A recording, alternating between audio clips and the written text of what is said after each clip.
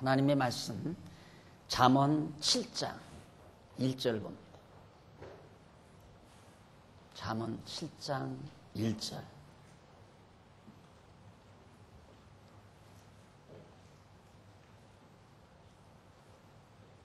내 아들아, 내 말을 지키며 내 명령을 내게 간직하라. 내 명령을 지켜서 살며 내 법을 내 눈동자처럼 지키라. 이것을 네 손가락에 매며 이것을 네 마음판에 새기라. 지혜에게 너는 내 누이라 하며 명철에게 너는 내 친족이라 하라. 그리하면 이것이 너를 지켜서 음녀에게 말로 호리는 이방 계집에게 빠지지 않게 하리라. 까지 내용입니다.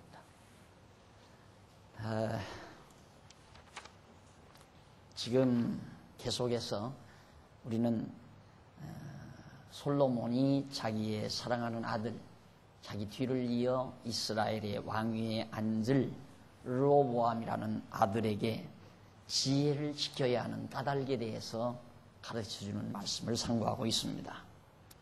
계속해서 지혜를 지키라고 말을 했는데 왜 지혜를 지켜야 하는가? 그 까닭이 무엇인가?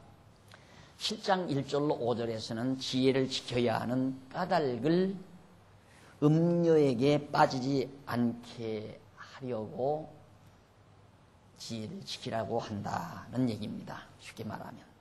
그래서 거기 1절에 보면 내 아들아, 내 말을 지키며 내 명령을 내게 간직하라.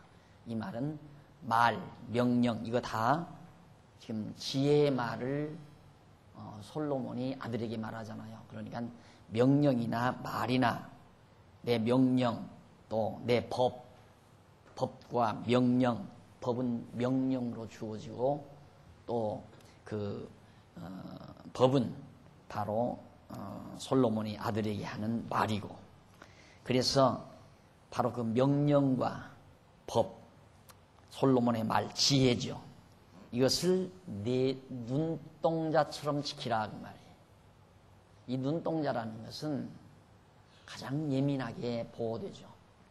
벌써 딱 이상한 물체가 날라오면 딱 속눈썹과 함께 딱 눈을 덮습니다. 보호하기 위해서. 그러니까 그만큼 철저히 솔로몬이 아들에게 가르쳐주는 그 지혜의 말을 잘 간직해라 그 말이에요. 그러면서 이것을 어떻게? 이것을 네 손가락에다가 매라. 이 손가락에다가. 상징적인 얘기죠. 그러니까 그 지혜를 그만큼 소중하게 잊어버리지 않게 잘 간직하며 이것을 네 마음판에다가 새겨라. 이 말. 도장을 새기듯이 네 마음판에 이 지혜의 말씀을 잘 새겨두어라. 그러면서 너는 너희에게 지혜에게 마음판에 새기라고 하면 4절 지혜에게 너는 내 누이라 하며 누이가 가깝잖아요. 친절하고 친한 다정하고 가까운 존재가 누이 아닙니까? 그러니까 이 지혜를 누이라고 해라. 그리고 명철은 내 친족이라고 그래. 친족도 가까운 거 아닙니까? 그러니까 지혜를 아주 가까이 잘 멀리 두지 말고 가까이 잘 보존해라. 지켜서 보관해라. 그런 뜻이에요. 그렇게 잘 지혜를 지키기만 하면 그 말이죠. 그리하면 이 말이 그렇게 지키기만 하면 이것이 이 지혜가 너를 지켜서 도리어 네가 지혜를 지키면 지혜가 너를 지켜준다 이 말이에요. 어떻게? 음녀에게 또 말로 호리는 이방 계집에게 빠지지 않도록 너를 지켜준다. 그러니까 얼른 이 성경 이 본문 지금 5절을 딱 보면 아하 정말 하나님의 말씀을 잘 지혜를 지켜서 절대로 다시 말해서 도덕적으로 윤리적으로 빗나가지 않게 살도록 해라. 그런 교훈으로 받을 수밖에 없게 돼 있어요. 그냥 우리말 성경 자체가. 자, 거듭 계속해서 제가 말씀을 드리는 얘기지만 현재 솔로몬이 아들에게 교훈하는 지혜는 바로 역사를 배경으로 하고 있거든요.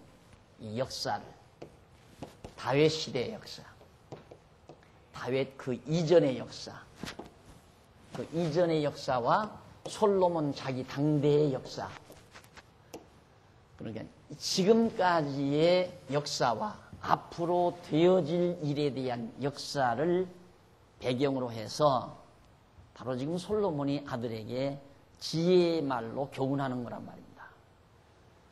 그런데 갑자기 여기에서 이방 계집에게 또한 음녀에게 빠지지 않게 한다, 이렇게 얘기가 나오고 보니까 저런 역사와는 별로 관계가 없는, 그래서 기껏해야 솔로몬이 자기가 말년에 이방 여자를 아내로 맞아 들여가지고 결국 우상을 섬기게 됐거든요. 이방 여자가 자기 아내가 되면서 우상을 가지고 들어왔는데, 그만 그 아내가 사랑스러운 나머지 우상을 용납을 했단 말입니다. 이방신을. 그것이 동기가 돼가지고 백성들도 우상을 섬기게 됐어요. 그러니까 솔로몬이 자기가 이방 여자에게 마음을 뺏겨가지고 넘어갔는데 그건 지혜가 없어서 넘어갔구나. 그러니까 앞으로 너만은 르호보암 너만은 나처럼 그러지 말라. 지혜를 잘 지켜서 내 말을 잘 지켜가지고 너는 나처럼 그래서는 안 된다 라는 교훈으로 받을 수밖에 없는 거죠. 그러나 거기 지금 4174페이지 밑에서부터 7째 줄 중간에 보면 메시아자라라는 말이 나와요. 히브리 말로. 그 메시아자라라는 말은 음녀에게서라는 말을 메시아자라라, 이렇게 히브리 말로 기록되어 있습니다. 그러면 이 메시아자라라고 하는 이 말은 어떤 뜻인가? 곁길로 드는 자에게, 그 말이에요. 곁길로 드는 자에게 라고 번역되고, 이방 계집에게서라는 말은 미나크리아 나오죠. 바로 그 밑에서 5째 줄 앞부분에 미나크리아. 그러니까 음녀란 말은 메시아자라라고 하는 말이고, 이방 계집에게서라는 말은 미나크리아라는 말이에요. 그러면 메시아자라는 말은 곁길로 드는 자에게서라고 번역이 되고, 그 다음 미나크리아라는 말은 이는 낯선 자에게서 또는 거역하는 자에게서라고 그렇게 번역이 된다 이 말이죠. 그러면 당연히 여기서 음녀에게서, 이방 계집에게서라고 번역하지 말고 당연히 곁길로 드는 자에게서, 이 곁길로 들어가잖아요. 누가? 여로보암이, 그 말이죠. 이 곁길로 가는 자, 또 여로보암을 따라서 북쪽 이스라엘 백성 여로보암의 통치 아래 가는 자들, 그게 곁길로 가는 자란 말입니다. 또 그게 이제 음녀라는 말이고, 우리말로 음녀에게서라고 번역된 것이고, 또 미나크리아라고 번역한 것은 낯선 자에게서 또는 거역하는 자, 다윗 왕가를, 이게 지금 다윗 왕가 아니에요? 이게 다윗 왕가인데 솔로몬이 다윗 왕가를 거역하고 바로 곁길로 들어가는 자에게서 그 유혹에 빠지지 않게 하리라, 그 말이에요. 맞잖아요. 아주 정확하게 맞는 얘기예요. 그러니까 설령 그냥 음녀에게서, 이방 계집에게서라고 그냥 번역을 놔둔다 하더라도 이것은 비유라 말입니다. 비유. 그러니까 음녀란 말은 이렇게 다윗 왕가를 배반하고 떠난 자, 이거 음녀와 같은 자죠. 지조를 상실했으니까 음녀와 같은 존재란 말입니다. 그 다음 정조를 상실해버리고 지조를 상실했으니까. 그리고 역시 이방 계집이란 말은 하나님을 경외하지 아니하는 자라는 그런 의미로 음녀라든가 이방 계집이라든가 선지서 같은 데는 그런 비유를 많이 써요. 음녀라고 하는 비유를. 요한계시록에 보면 하나님을 배역하는 세력을 음녀 권세라고 말하잖아요. 음녀. 그러니까 그것은 하나님을 배반하고 떠난 자, 하나님을 배반하는 권세, 그걸 음녀 권세라고 묘사한다 이 말이에요. 그러니까 음녀에게서, 이방 계집에게서란 말은 바로 다윗 왕가를 떠나서 곁길로 들어서 배반하는 그런 세력들로부터 너를 구출해낸다, 너를 빠지지 않게 한다, 그런 의미로 5절 말씀이 번역이 돼야 정확한 번역이라는 뜻입니다. 그래서 결국 지혜를 안다는 말은 이걸 안다는 말 아니에요. 하나님께서 이렇게 모든 걸 계획해서 이렇게 인도해 갈 것 전부 다. 그래서 장차 이제 다윗의 아들로 아브라함과 다윗의 자손으로 예수를 이 땅에 보내실 것을 아는 것, 그런 계획에 대한 인식을 지혜라고 한단 말입니다. 그걸 알고 있는 것, 그게 지혜인데 그걸 내가 잊어버리지 않고 잘 지키게 되면 나는 이 길로 가면 안 되겠구나. 하나님께서 이렇게 해서 섭리하실 것을 작정해 놓으셨으니까 나는 이 자리 꼭 지키고 이 길을 가야 되겠구나. 곁길로 들지 않고. 네가 지혜를 알면 반드시 그렇게 된다 이 말이에요. 그래서 이 지혜를 잊어버리지 말라라고 말하는 것이다. 그 다음 75페이지 7장 6절로 23절에 나오는 말씀입니다. 거기도 또 음녀가 나와요. 음녀의 유혹에 넘어간 어리석은 소년의 비유를 솔로몬이 가르쳐 줍니다. 아들에게 비유 하나를 들어요. 예를 들면 내가 내 집 들창으로 또 살창으로 내려다보다가 어리석은 자 중에 소년 중에 한 지혜 없는 자를 내가 보았다. 어리석은 자 하나를 내가 봤다 이 말이에요.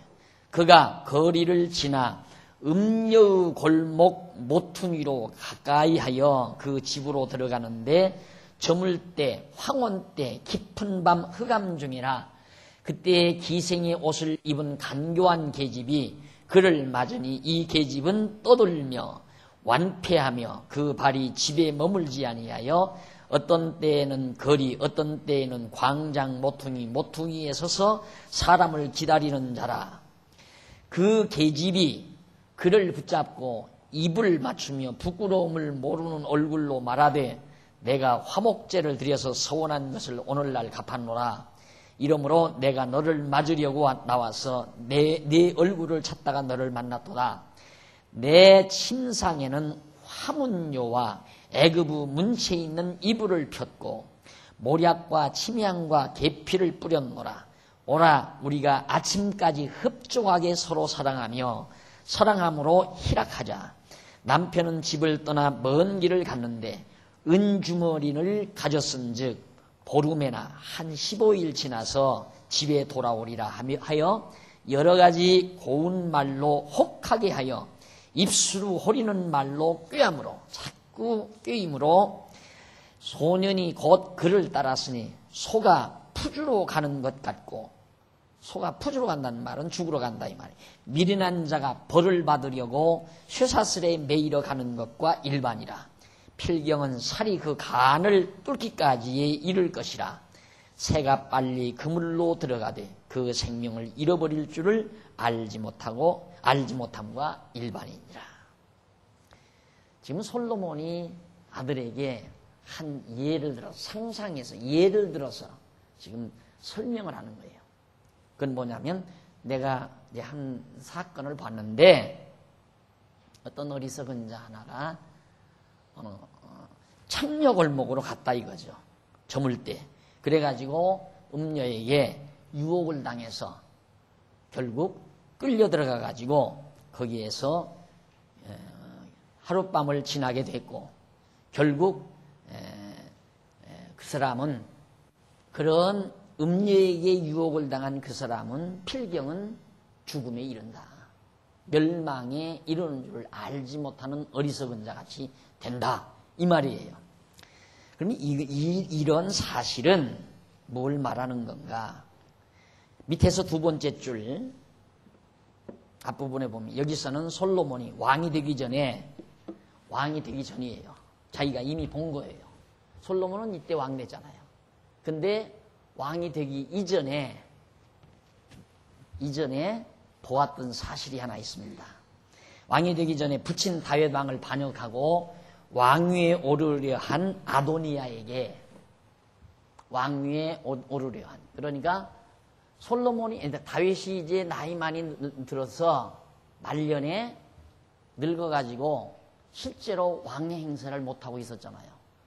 그래서 이제 곧 임종이 가까웠을 때 다윗의 큰아들 아도니아라는 사람이 가만히 생각하니까 이제 아버지가 출입도 못하고 나라를 통치하지도 못하니까 내가 우리 집안의 장손이니까 내가 당연히 왕이 돼야지 하고 이 아도니아가 온갖 술책을 다 꾸몄어요. 그래서 여기저기 전부 이제 많은 사람들을 유혹해가지고 전부 자기 편을 다 만들었단 말입니다. 전부 자기 편을 만들었어요. 그래가지고 이제 아버지가 죽기 전에 아도니아가 많은 군장들하고 많은 제사장들, 많은 백성들을 통해서 막 몰려가가지고 아도니아 만세 불러버렸다며. 그러니까 왕이 됐다. 왕 만세를 불러버리고 말았어요. 그 사건을 지금 솔로몬이 연상을 하면서 지금 말하는 거예요. 자, 그럼 보십시다. 왕이 되기 전에 부친 다윗 왕을 반역하고 왕위에 오르려 한 아도니아에게 군대장관 요압이 유혹당했던 사실을 회상하며 장차 다윗 왕과 왕위를 계승할 아들에게 풍자적으로 가르쳐주는 내용으로 여겨집니다. 이것이 열왕기상 1장 5절로부터 8절까지 나와 있어요. 그러니까 이미 자기가 당한 거거든요. 솔로몬이 분명히 하나님께서 다윗에게 솔로몬이 밧세바의 몸에서 난 아들 솔로몬이 왕이 될 것을 약속을 한 거예요. 그런데 아도니아는 약속도 없는데 하나님께서 언약도 안 했는데 왕의 자리가 욕심이 나서 탐이 나서 자기가 스스로 아버지를 배반하고 왕이 되려고 했다 이 말입니다. 그러자 솔로몬이 결국 자기 어머니 밧세바를 통하여 결국은 다윗에게 그 사실을 알렸고 다윗은 솔로몬의 손을 들어주므로 솔로몬이 바로 왕위에 오르자 아도니아는 이미 때는 걸렀다 싶어가지고 도망을 가다가 결국 붙잡혀 죽임을 당하고 말았습니다. 그러니까 그렇게 비참하게 죽었다고 말이에요. 그런 어리석은 자의 유혹에 넘어갔다 이거죠. 그러니까 여기서 말하는 음녀는 왕가를 배반한 다윗 왕 아버지를 반역하는 아도니아를 의중에 두고 그걸 음녀라는 표현을 바로 지금 쓰고 있다 이 말이에요. 자, 그래서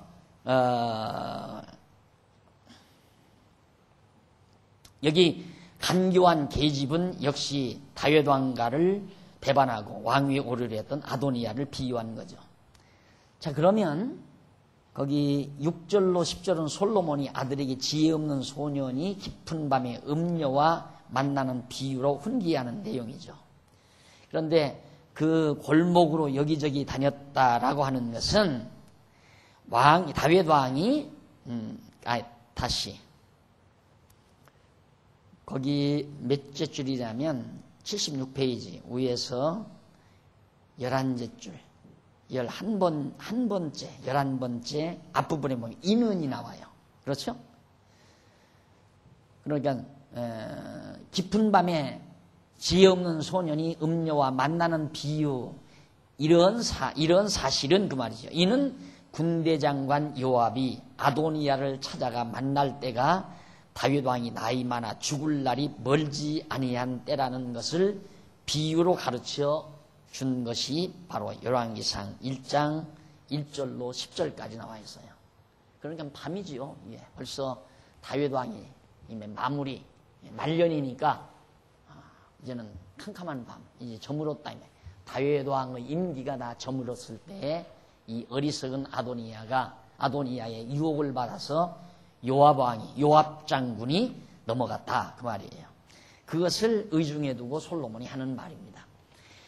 그 다음 이제 11절로 15절에 보면 밑에서 9째 줄 11절로 15절에 보면 솔로몬이 아들에게 간교한 계집의 신분과 간사스러운 행위의 비유로 가르쳐 주는데 이 간교한 계집은 도대체 뭘 말하는 건가? 솔로몬은 간교한 계집의 신분에 대하여 그는 떠들며 타락해서 그 발이 집에 머물지 아니하여 어떤 때는 밖에서 어떤 때에는 광장거리에서 또는 모퉁이에 서서 사람을 기다리는 자라고 그의 신분을 말해줍니다. 다시 말하면 간교한 계집은 이리저리 쏘다니며 다윗 왕을 반역하고 왕이 되려는 일에 협력할 사람을 기다리는 그런 자, 즉 아도니야를 의중에 두고 한 말이에요. 그러니까 간교한 계집은 아도니야, 자기 형이죠. 르호보암으로 보면 형이에요. 그러니까 얼마나 간교해요. 이미 하나님께서는 자기에게 르호보암에게 죄송합니다. 솔로몬에게 왕이 될 것을 이미 언약하셨는데 자기 형인, 그러면 배가 다르죠. 배다른 솔로몬과 배가 다른, 어머니가 다른 아도니야라고 하는 제일 장손, 다윗의 제일 큰아들이 간교하게 아버지를 숨기고 아버지를 배반하고 왕이 되려 했다 이 말이에요. 그게 얼마나 어리석은 일이냐. 참 어리석은 거죠. 왜 그렇게 어리석었는가? 간단히 말하면 이 지혜가 없어서 그래요. 지혜가 없어서. 만약에 아도니야에게 지혜가 있었다면 나는 절대 아버지 뒤를 이어서 왕이 될 수가 없다. 왜? 하나님께서 이미 다윗의 뒤를 이어 왕 될 자는 솔로몬으로 정해놨기 때문에 아무리 내가 간교한 꾀를 부려도 그건 다 헛수고다. 이걸 알았을 거 아니에요. 그러면 아도니야가 바보짓을 안 하죠. 아도니야는 어리석은 간교한 계집이다. 이 말이에요. 어리석은 자. 또 거기에 유혹당하는 요압 장군도 어리석은 자였고요. 그걸 뜻하는 겁니다. 자, 그래서 77페이지 제일 위에 뒷부분에 보면 여기서 지혜 없는 소년, 그러니까 간교한 여자에게, 계집에게 유혹당하는 지혜 없는 소년은 누군가? 소년은 여호와 경외하기를 알지 못하고 그 뜻을 이해하지 못하는 군대 장관 요압을 우중에 두고 지칭한 말이에요. 그러니까 지혜 없는 소년은 요압 장군을 비유해서 말하는 것이다. 그러니까 풍자적으로 그렇게 풍자해서 말하는 것이다. 자, 그러면 해결 다 됐잖아요. 결국 솔로몬이 아들에게 자기가 왕위에 오르기 직전에 있었던 사건을 풍자적으로 아들에게 가르쳐주는 내용이다. 봐라, 지혜 없는 어리석은 자가 이렇게 망하지 않더냐.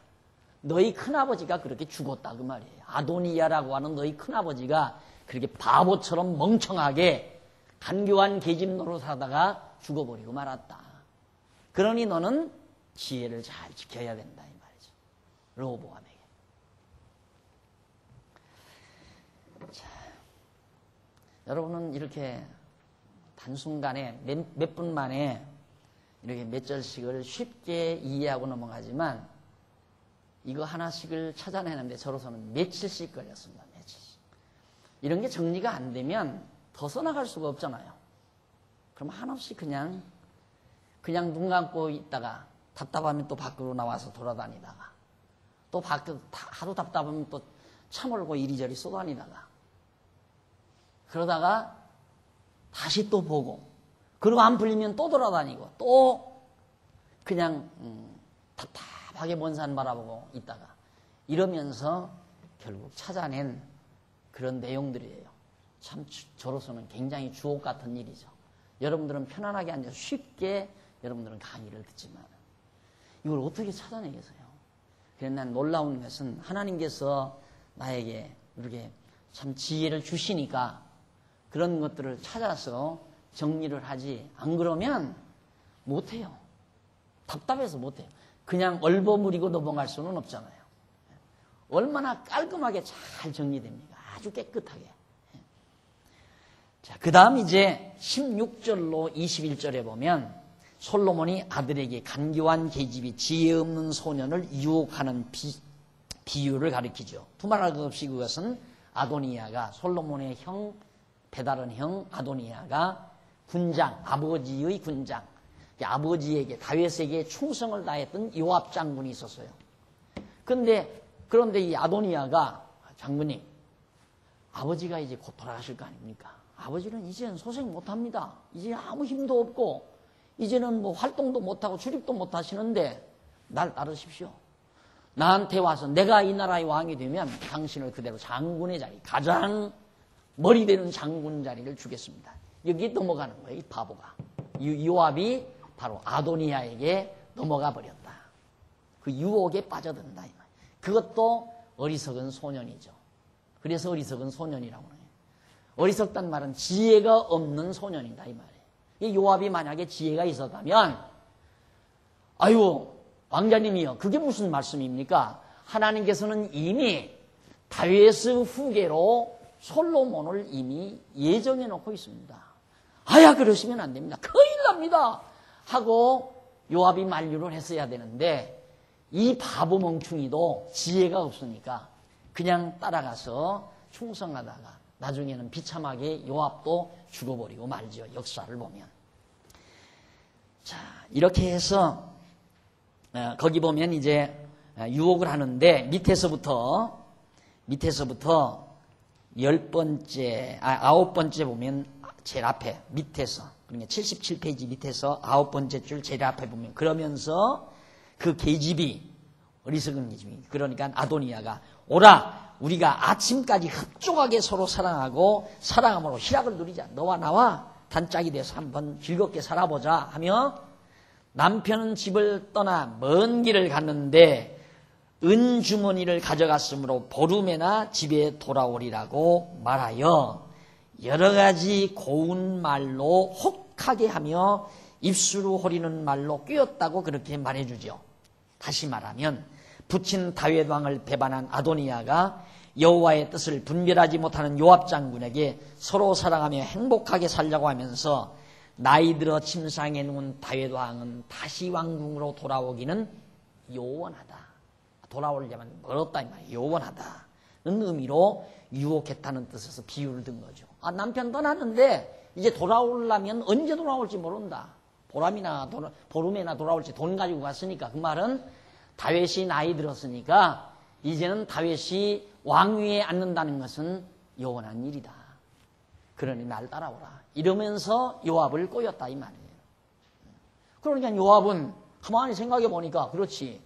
다윗은 늙어서 이제는 다시 왕의 자리에 왕의 보좌에 앉아있기란 힘든 것 같거든요. 자기가 봐도. 그러니까 바로 아도니아의 유혹에 넘어가서 아도니아에 가서 충성을 하다가 아도니아가 피살을 당하자 요압도 결국 나중에는 요압이 솔로몬에게 와서 붙어가지고 좀 살아보려고 하죠. 그러다가 솔로몬의 군장에게 그냥 칼로 찔러 죽임을 당하고 말잖아요. 왜 그러면 기분 나쁘잖아요. 이 배신자가 나갔다 들어가지고 자기 자리를 솔로몬에게 충성했던 그 왕의 자리를 자꾸만 위협한다 이 말이에요. 위협할 것 같다 이거예요. 그러니까 저거 죽여버려야 되겠다 하고 그만 죽여버리고 말았죠. 그래서 요압이 비참하게 죽임을 당하고 맙니다. 그 역사에 다 나오죠. 우리 역사 공부할 때 다 배운 거예요. 자, 그 다음 넘어가서 78페이지 22절로 23절에 보면 4178페이지 제일 위에 22절로 23절은 솔로몬의 아들에게 간교한 계집에 의해 유혹당한 한 소년의 결국을 비유해서 가르쳐줍니다. 결국 그 말은 뭐냐면 아도니아의 비참한 종말을 비유해서 가르쳐주는 내용이에요. 솔로몬의 아들에게 지혜 없는 소년이 즉 아도니아가 곧 유혹당한 소년 계집에게 유혹당한 소년이니까 요압이죠. 요압 장군의 비참한 운명을 지금 비유적으로 가르쳐줍니다.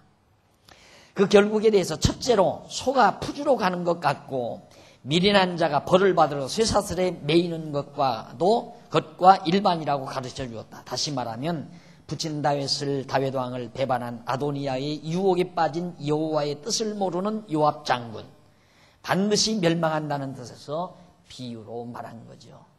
요압은 반드시 망한다.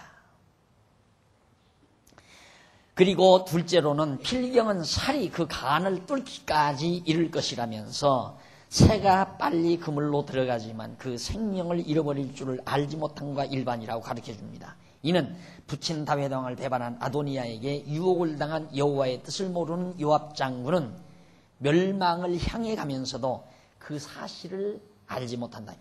그러니까 요압이 아도니아를 따라가는 것은 죽을 길을 가는 거예요. 새가 그물로 들어가는 것처럼. 그것도 모르고 요압은 바로 아도니아를 추종하며 따랐다. 죽을 자는 죽게 되죠. 이유는, 근접 이유는, 직접적인 이유는 지혜가 없어서 그랬던 거예요. 근원적인 이유는 뭐 하나님의 작정이죠. 작정. 하나님께서 그렇게 작정해 놓으셨으니까 망했지만, 근접 이유는, 직접적인 이유는 지혜가 없어서 죽은 거예요. 지혜가 없어서. 그러니까 로보암아, 내가 너에게 알려준 지혜는 내가 잘 간직해야 된다.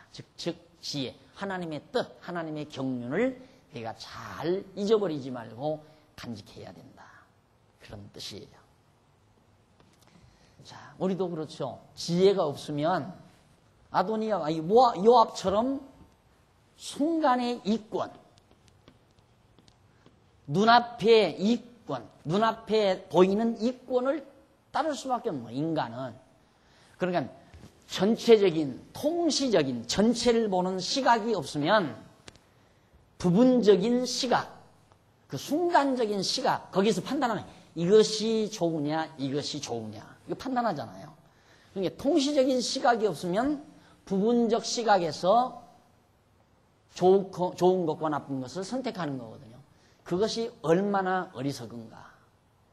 쉽게 말하면 지금도 예를 들어서 이상한 얘기가 되겠지만 오늘 교회 가서 성경 강론을 듣는 것보다 오늘 올림픽 경기를 관람하는 것이 훨씬 낫겠다. 왜? 올림픽 경기는 이번에 놓치면 못 보는 거고 성경 강의하면 언제나 가서 들을 수 있는 건데 그러니까 그 순간의 판단이 바로 그렇게 자기 행동을 좌우하게 만드는 거란 말이죠. 그러나 총체적인 시각이 있으면 오늘 또 내가 하나님의 말씀을 들을 수 있다는 것이 이 지혜의 말씀을 들을 수 있다는 것이 얼마나 무엇과도 비교할 수 없는 큰 행복인가 이런 가치 평가를 하게 되면 자연스럽게 나와지는 거죠. 억지로 나와지는 것이 아니라 내가 통시적인 시각에 의해서 이것이 훨씬 더 좋다. 여기도 마찬가지 아니에요? 바로 요압이 아도니아를 따르느냐 그냥 그대로 다윗에게 충성하느냐 이 둘을 놓고 판단하는 거 아니에요, 요압이. 근데 여기서는 자꾸 유혹을 한다 이 말이야, 아도니아가 요압에게. 요압이 가만히 보니까 아버지는 이미 저물었다 이거야. 해가 이미 저물어 석양이에요. 그러니 너는 이제 나하고 한번 즐겁게 이 석양판에 즐겨보자. 그리고 새 아침을 맞아보자. 이런 유혹을 하니까 요압이 옳구나 하고 일로로 따라간 거라 이거예요. 그러나 전체적인 지혜로운 통시적 시각이 있다면 무슨 소리냐. 나는 다윗이 지금 손가락 하나 까딱하지 않아도 까딱할 수 없는 무능한 인간이라 할지라도 죽어도 나는 다윗의 충성자다. 그리고 변함없이 다윗에게 충성하다가 그 다음에 이어서 솔로몬에게 충성하는 장군으로서 마지막을 아름답게 장식할 수 있었지 않았겠느냐 이 말이에요. 그래서 절대 참 어렵죠. 지혜가 없으면 누구나가 순간의 가치 판단에 의해서 살 수밖에 없어요. 그 순간순간에 의해서. 그러나 지혜가 있어야 전체를 놓고 이것이냐 이것이냐를 옳게 분별할 수 있는 거죠. 그래서 지혜가 매우 중요한 것이다. 이상과 같이 밑에 보면 제일 밑에 이상과 같이 여호와 하나님께서 솔로몬으로 아들에게 지혜를 지켜야 하는 까닭에 있어서의 훈계에 대한 잠언을 가르쳐 주도록 섭리하신 내용입니다. 그러니까 왜 지혜를 지켜야 하는가? 이제 아셨죠? 지혜를 지켜야 되는 이유, 까닭. 자, 그 다음 넘어가서 뭐 안 했어요? 죄송합니다. 24절로 27절 4179페이지 제일 위에 24절 아들들아 나를 듣고 내 입의 말에 주의하라. 아들들아 나를 듣고 내 입의 말에 주의하라. 내 말에 꼭 주의를 해야 한다. 네 마음이 음녀의 길로 치우치지 말며 그 길에 미혹지 말지어다. 대저 그가 많은 사람을 상하여 엎드러지게 하였나니 그에게 죽은 자가 허다하니라.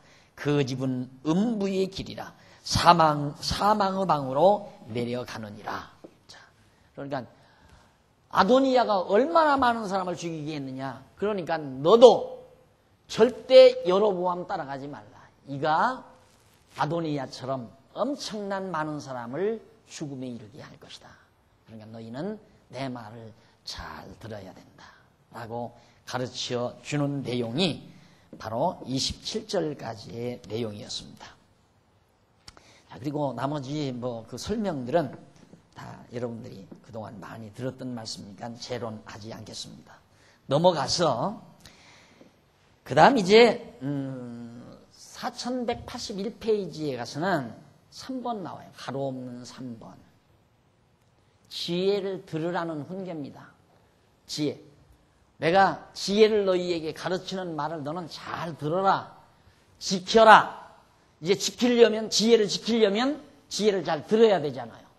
지혜를 잘 들으라고 하는 훈계의 내용이 8장에서 9장까지 나옵니다. 그런데 8장에서 9장은 여호와 하나님께서 솔로몬으로 아들에게 지혜를 들으라는 것에 있어서의 훈계에 대한 자문을 가르쳐 주도록 섭리하시는 내용인데 그 내용 가운데 8장 1절로 31절은 지혜를 들어야 할 까닭에 대해서 가르쳐 주는 내용이고 그 다음 8장 32절부터 9장은 지혜를 듣는 자의 결국에 대하여 가르쳐 주는 내용입니다. 그러니까 지혜를 가르쳐 주는데 솔로몬이 왜 지혜를 들어야 되는가? 그 까닭을 먼저 가르쳐 줘요. 지혜를 들어라 교훈하면서 왜 들어야 되는가? 그 이유를 가르쳐 준 다음 그 다음 지혜를 듣는 자가 결국 어떤 결과를 갖게 되는가? 어떤 결과를 맺게 되는가? 그 지혜를 듣는 자의 결국에 대해서 가르쳐 줘요. 까닭과 결과, 지혜를 들어야 되는 까닭, 그리고 지혜를 듣는 자가 얻을 결과, 이거에 대해서 바로 지금 8장과 9장에서 가르쳐 주고 있습니다. 자, 그럼 넘어가서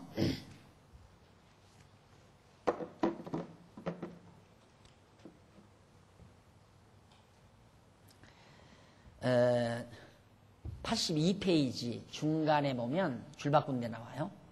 거기 보면 솔로몬이 아들에게 지혜를 들으라는 훈계에 대한 자문을 가르치게 된 동기 역시 하나님께서 장차 한 지파 외에는 나라를 솔로몬의 신복에게 주시겠다고 예고해 주신 사실에 있습니다.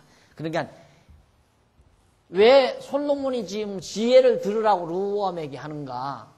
그 동기는 솔로몬에게 선지자를 통해서 한 지파 외에, 그러니까 유다 지파 외에는 다 솔로몬의 신복에게 다 주겠다.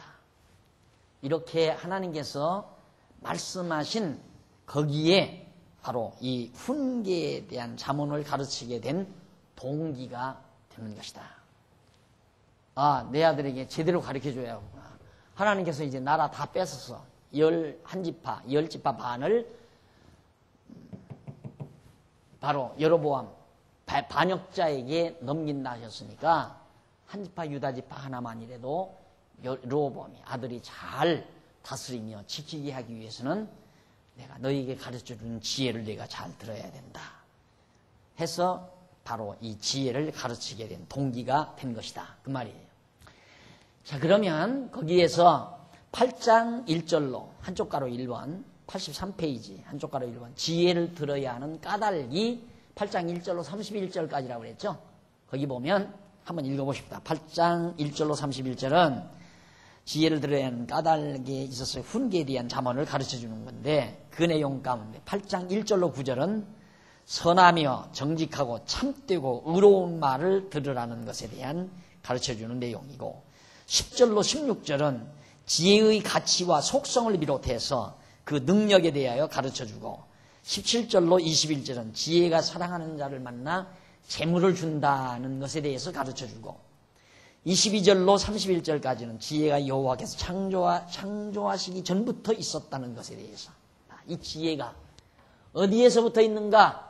천지 만물을 이 창조하시기 전 이때부터 지혜가 있었다 이 말이에요. 즉 로고스. 틀림없죠. 이 지혜가 이 모든 지혜가 언제부터 있었는가? 창조하기 전부터 있었다. 그런 내용들이 지금 여기에 8장 1절로 31절에 쭉 나와요. 대단한 신학이죠. 솔로몬이 대학자예요. 대신학자예요. 다윗도 물론 신학자지만은 솔로몬도 엄청난 신학자예요. 왜? 하나님의 역사 섭리를 꿰뚫을 수 있으니까 대단한 신학자죠. 하나님께서 섭리하시는. 근데 그것도 어떻게 꿰뚫었는가? 이 모든 하나님의 섭리 경륜 역사, 이 지혜로운 역사가 이때부터 있었다 이 말이에요. 창조 전에서부터. 그러니 대단한 거 아니에요? 엄청난 거죠. 우리는 그걸 통해서 배운 거고, 이 성경을 통해서 우리는 그걸 배운 거고.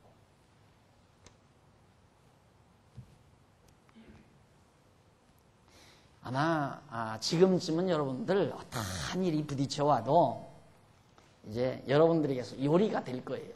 여러분 스스로가 하나하나 모두가 다 스스로 해결할 수 있는 능력이 있을 거예요. 그게 바로 지혜의 능력이거든요. 지혜의 능력. 무슨 일이 있을 때 막 고민하고 이럴까 저럴까 갈팡질팡 막 고통스러워하고 근심 걱정하고 밤잠 못 이루고 그런 분 없잖아요. 예? 그런 분이 없어요. 왜? 그냥 지혜의 능력으로 다 해석해버리고 사니까. 이 역사 하나님의 섭리 경륜을 우리는 지금 이 시대에 살잖아요. 이 시대 21세기 이 시대에 산단 말입니다. 이 시대에 이루어지는 나의 삶 속에서 나타난 모든 생활을 다 해석한다 이 말이에요. 해석. 뭘로? 이 지혜로. 하나님께서 저 창세 전에 있었던 저 지혜를 다 펼치잖아요. 쫙 다 펼치기 때문에 그 지혜를 아니까 오늘 내 삶 속에서 이루어지는 모든 경륜도 모든 일들도 내가 다 해석할 수 있다 이 말이에요. 해석이 안 되니까 고민이 되는 거거든요. 해석이 안 되니까. 해석만 되면 고민할 게 뭐 있어요. 그것이 바로 지혜의 능력이다. 자, 그러면 우선 8장 1절로 9절 제일 밑에 보십시다. 83페이지 1절로 9절에 보면 선하며 정직하고 참되고 의로운 말을 들으라.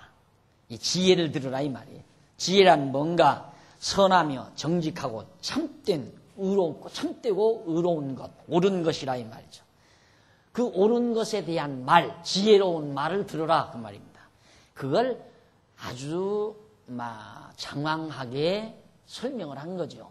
선하며 정직하고 참되고 의로운 말, 이 말을 간단히 요약하면 지혜로운 말을 들으라 이 말이에요. 1절 지혜가 부르지 아니하느냐. 지혜가 지금 널 부르고 있다 그 말이에요. 명철이 소리를 높이지 아니하느냐. 명철이 지금 계속 막 소리를 지르지 않느냐. 다윗이 찬송, 다윗이 지은 시에 보면은 하늘이 궁창이 하나님의 영광을 선포하고 땅이 하나님의 하시는 능력을 나타내는도다.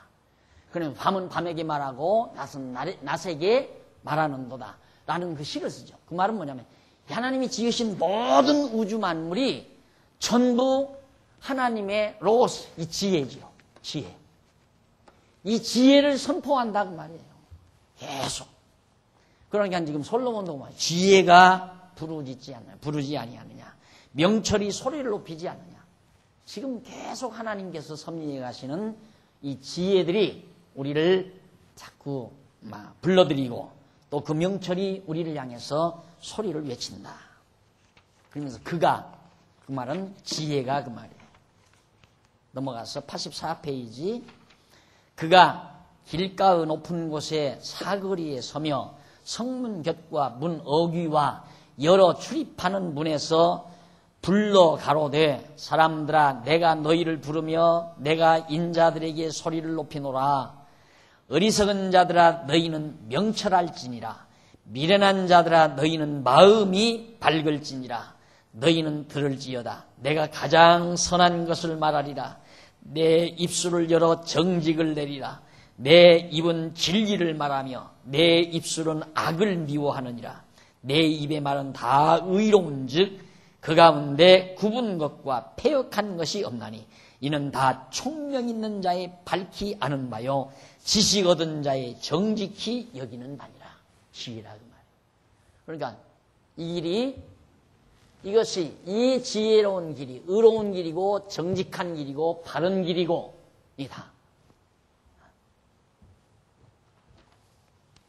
그래서 선하고 정직하고 참되고 의롭고 이게 선한 것, 선한 길. 왜? 하나님이 좋아하셔서 정하신 길이니까. 선, 좋을 선자라고 그랬죠. 좋을 선. 하나님이 좋으신 대로 정하신 길이니까 선한 길이에요. 그리고 옳은 길이고 정직한 길이고 의로운 길이고 바른 길이라 이 말이에요. 하나님이 정하신 길이기 때문에.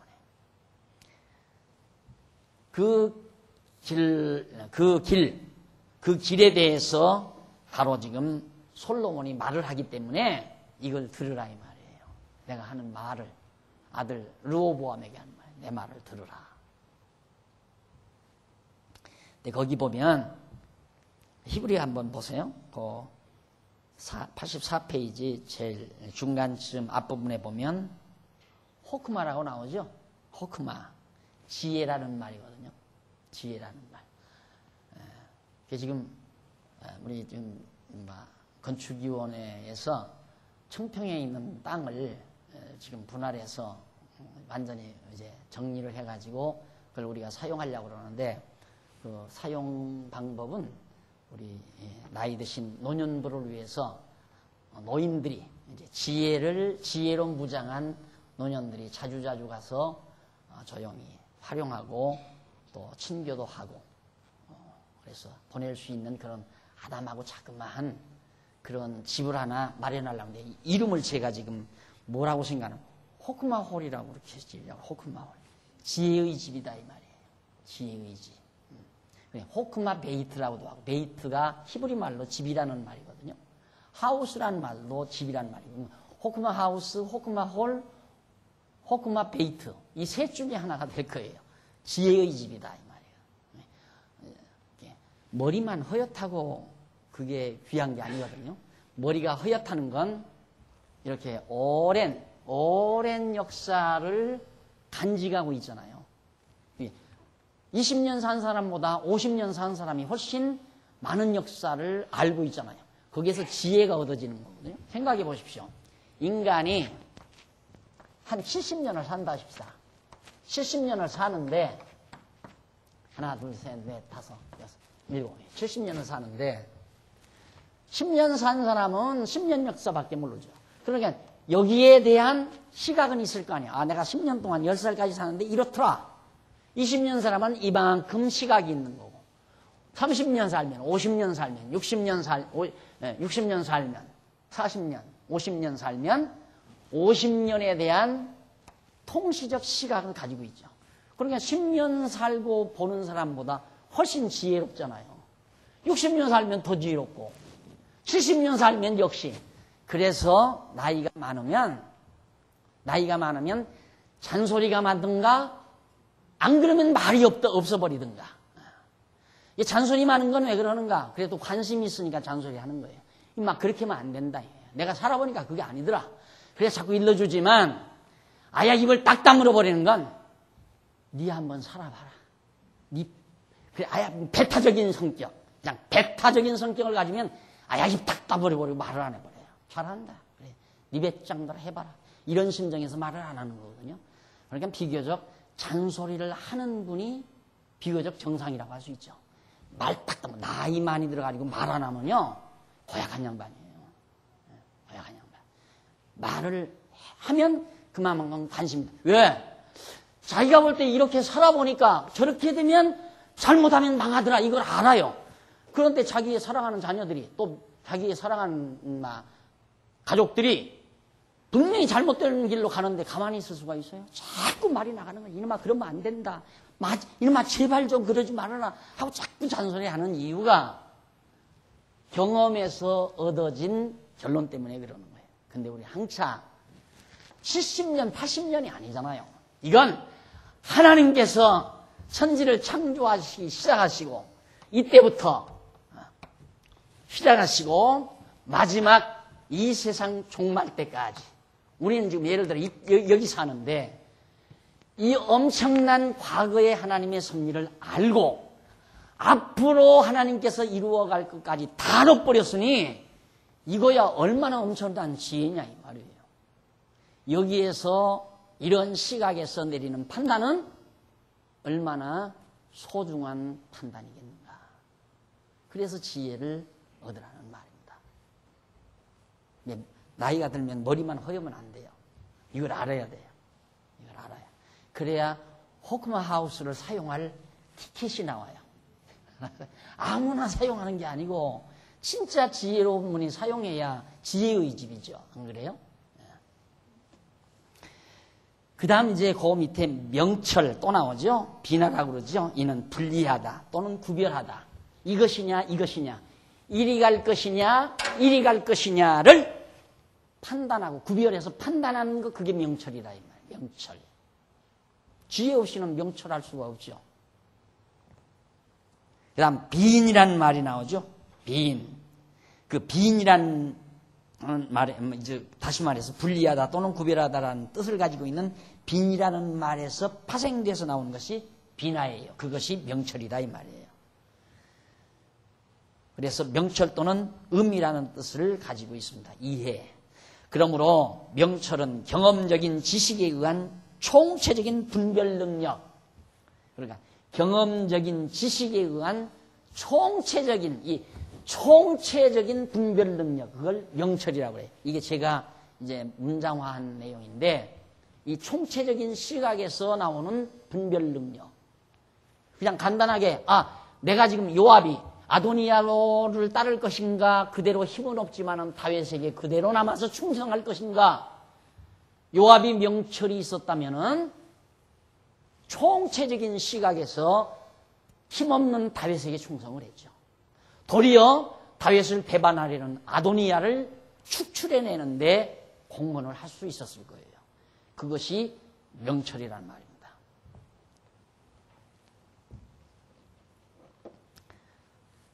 아유, 시간 다 됐네요. 우리 다음 시간 우리 계속해서 그 부분 8장 8장 앞부분부터 여러분께 말씀드리기로 하고 오늘 강의 여기서 마무리하십시다.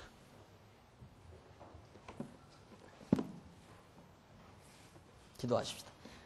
자비로우신 하나님 아버지, 은혜를 감사합니다. 캄캄하고 어두운 세상에 우리를 보내놓으시고 갈팡질팡 살 수밖에 없는 어리석은 우리들에게 진리의 빛을 비춰주소서. 지혜의 말씀을 깨닫게 하시고 하나님의 뜻을 분별케 하시는 명철을 주시사 마음의 평강을 누리고 살도록 행복한 삶을 우리에게 허락하신 하나님의 사랑을 진심으로 감사합니다. 늘 그 은혜에 감동하며 살게 하시고 주신 이 지혜의 말씀을 잘 지키는 슬기로운 종들 되게 하시옵소서. 돌아가는 발길 지켜주시고 다시 주 안에서 만날 때까지 평강을 허락하시옵소서. 예수님 이름으로 기도드립니다. 아멘.